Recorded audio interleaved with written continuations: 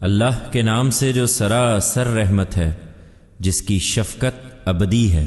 اپنے پروردگار کے نام کی تسبیح کرو اے پیغمبر، جو سب سے برتر ہے، جس نے بنایا پھر نوک پلک سوارے، جس نے ہر چیز کے لیے اندازہ ٹھہرایا پھر اس کے مطابق چلنے کی راہ دکھائی، جس نے سبزہ نکالا پھر اسے گھنا سرسبز و شاداب بنا دیا۔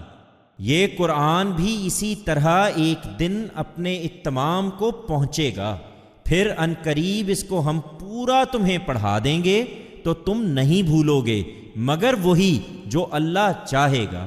وہ اس کو بھی جانتا ہے جو اس وقت تمہارے سامنے ہے، اور اس کو بھی جو تم سے چھپا ہوا ہے۔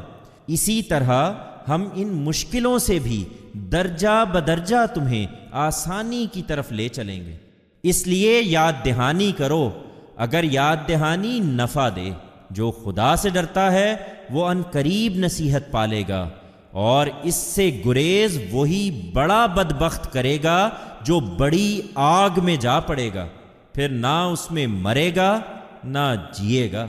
البتہ فلاح پا گیا وہ جس نے پاکیزگی اختیار کی اور اس کے لیے اپنے رب کا نام یاد کیا، پھر نماز پڑھی۔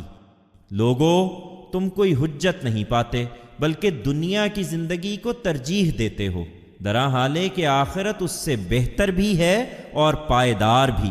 پھر یہ کوئی نئی بات بھی نہیں ہے، یہی بات ان صحیفوں میں بھی تھی جو اس سے پہلے آئے، ابراہیم اور موسیٰ کے صحیفوں میں۔